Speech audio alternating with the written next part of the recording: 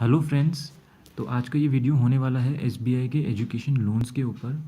तो दोस्तों, अगर आप इंडिया या अब्रॉड के लिए हायर स्टडीज़ के लिए लोन के लिए अप्लाई करना चाहते हो तो ये वीडियो आपके लिए बहुत ही यूज़फुल होगा।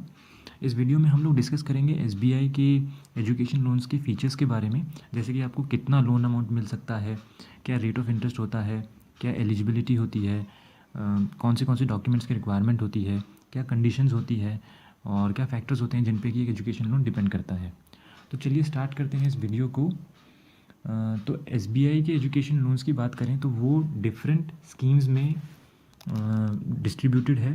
ब्रॉडली अगर क्लासीफाई करें तो ये दो टाइप की होती हैं, एक इंडिया के लिए और एक अब्रॉड के लिए। तो इंडिया के लिए जो स्कीम है वो है एसबीआई स्कॉलर लोन स्कीम। तो इस स्कीम में ऐसा है कि आपके कुछ कॉलेजेस हैं, प्रीमियर इंस्टीट्यूट्स हैं जो लिस्टेड हैं। और दूसरी स्कीम की बात करें तो वो इंडिया और अब्रॉड के लिए है। वो उसका नाम है स्टूडेंट लोन स्कीम। और अगर तीसरी स्कीम के बारे में बात करें तो वो है ग्लोबल एडवांटेज स्कीम, जो कि सिर्फ अब्रॉड के लिए है। अभी हम लोग एक एक करके इन स्कीम्स के बारे में जानेंगे। तो चलिए स्टार्ट करते हैं सबसे पहले स्कॉलर लोन स्कीम के बारे में।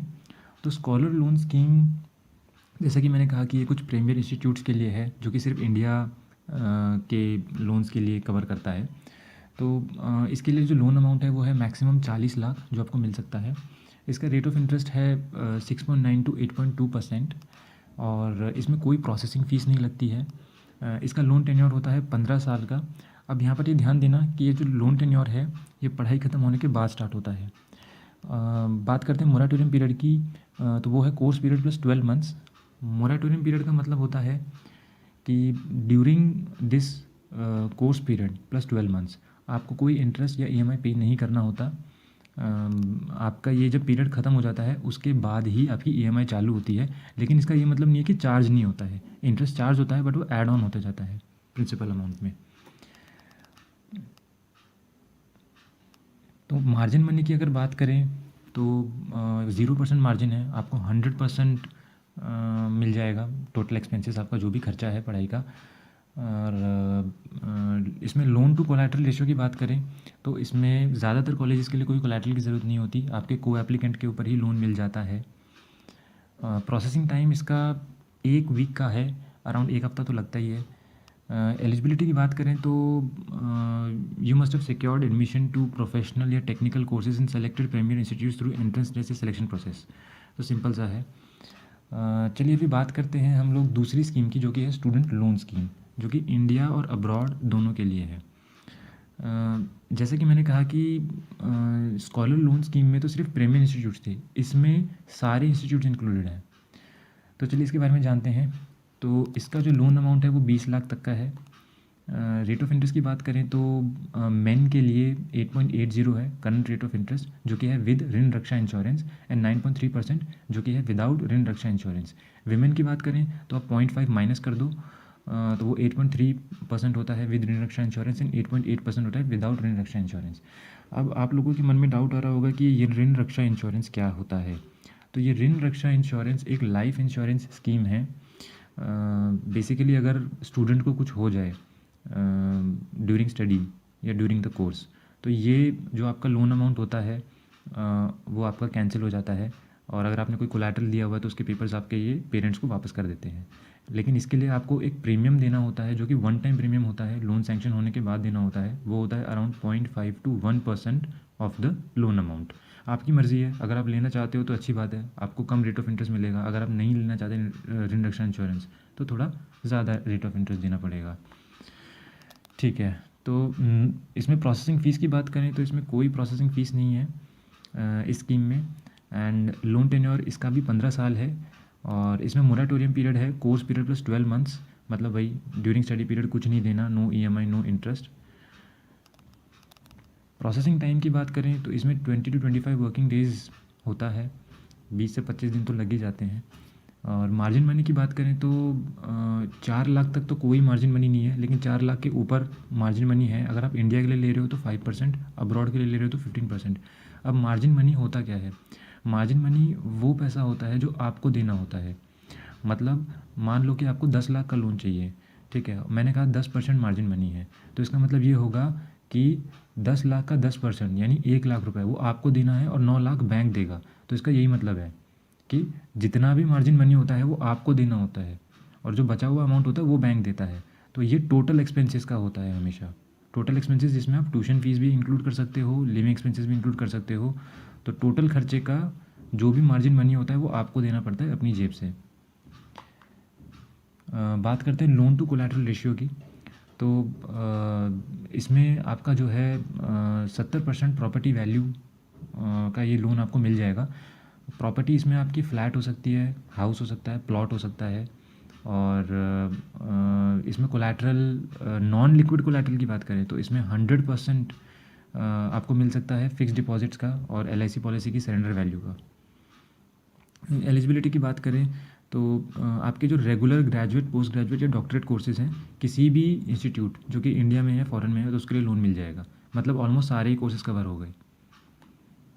चलिए अभी बात करते हैं ग्लोबल एडवांटेज स्कीम की। तो जैसे कि मैंने बताया था कि ये सिर्फ अब्रॉड के इंस्टीट्यूशंस के लिए होती है। तो बात करें तो इसमें लोन अमाउंट आपको मिलता है 20 लाख से 1.5 करोड़ तक का और ये बेसिकली कोलैटरल पर ही मिलता है, इसमें विदाउट कोलैटरल नहीं होता है। ठीक है। इसमें रेट ऑफ इंटरेस्ट की बात करें तो मेन के लिए वही सेम जो हमने डिस्कस किया था उसके लिए स्टूडेंट लोन स्कीम के लिए, तो वो है 8.8% with reduction insurance, 9.3% without reduction insurance. Women के लिए 8.3% with reduction insurance and 8.8% without reduction insurance. तो ये रिडक्शन इंश्योरेंस क्या है ये हम डिस्कस कर चुके हैं। लोन टेन्योर वही 15 साल का होता है जो कि पढ़ाई ख़त्म होने के बाद स्टार्ट होगा। मोरेटोरियम पीरियड इसमें है कोर्स पीरियड प्लस 6 मंथ्स। ठीक है, मतलब आपको कोर्स ख़त्म होने के बाद सिर्फ 6 महीने मिलेंगे, उसके बाद आपकी ईएमआई स्टार्ट हो जाएगी। ड्यूरिंग दिस पीरियड कोई ईएमआई इंटरेस्ट नहीं देना है। यहाँ पर प्रोसेसिंग फ़ीस होती है, जैसा कि पहली 2 स्कीम्स में पढ़ा उसमें नहीं थी, लेकिन यहाँ पर प्रोसेसिंग फ़ीस होती है। ये होती है 11,800 जो कि इंक्लूडिंग जीएसटी है प्लस प्रॉपर्टी वैल्यूएशन चार्जेस।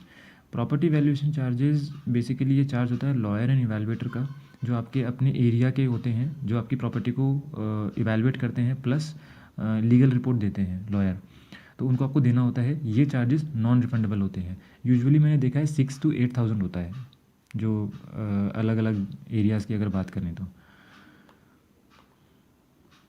यहाँ पर प्रोसेसिंग टाइम की बात करें तो 20 से 25 दिन का समय तो लगता ही है, क्योंकि इसमें वेरिफिकेशन होती है एड्रेस की, लॉयर आता है, वैल्यूएटर आता है, प्रॉपर्टी की वेरिफिकेशन करते हैं, रिपोर्ट बनाते हैं, तो इसमें टाइम लगता है। तो ये थोड़ा ज़्यादा आप मान के चलो 20-25 दिन तो मैं आइडियल टाइम बोल रहा हूँ, but usually you can say कि 1 महीना लग जाता है इसमें।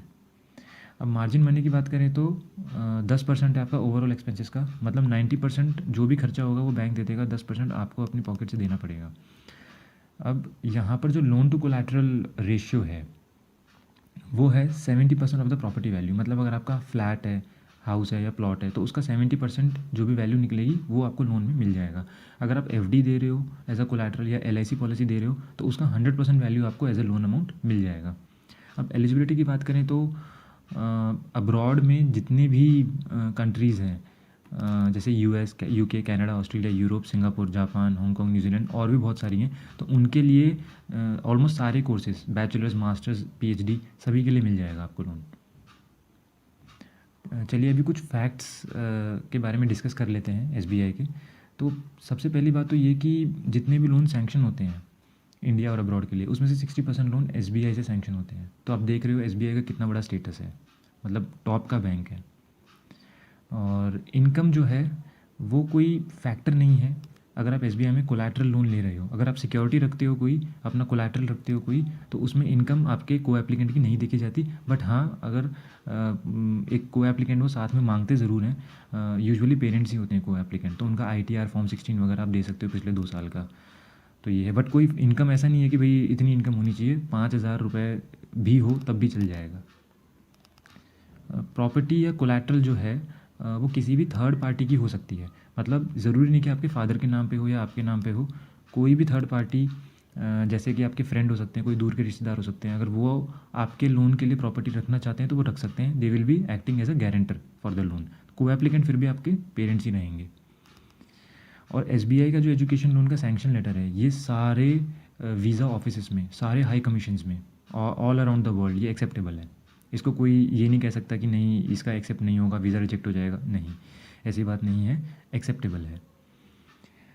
ठीक है, तो ये थी कुछ बेसिक डिटेल्स एसबीआई के एजुकेशन लोन्स के बारे में। तो देखो, अगर आपको कोई डाउट है, क्वेरी है, तो आप प्लीज़ कमेंट बॉक्स में कमेंट करके ज़रूर बताना। मैं ज़रूर रिप्लाई करूँगा। और डिस्क्रिप्शन में मैं आपको डॉक्यूमेंट चेकलिस्ट दे रहा हूँ एसबीआई की, तो वो प्लीज़ आप ज़रूर चेक कर लेना। एंड अगर आपको ये वीडियो पसंद आया हो तो प्लीज़ इसको लाइक करें और शेयर ज़रूर करें उन लोगों तक जो कि एजुकेशन लोन्स के लिए अप्लाई करना चाहते हैं और जिनको कोई जानकारी नहीं है एजुकेशन लोन्स के बारे में, तो उनको ये बहुत हेल्प करेगा। तो प्लीज़ उनको शेयर ज़रूर करना। और तो चलिए मिलते हैं नेक्स्ट वीडियोज़ में। और भी कुछ इम्पॉर्टेंट इन्फॉर्मेशन मैं लेके आऊँगा एसबीआई के बारे में। Okay, thank you, bye bye.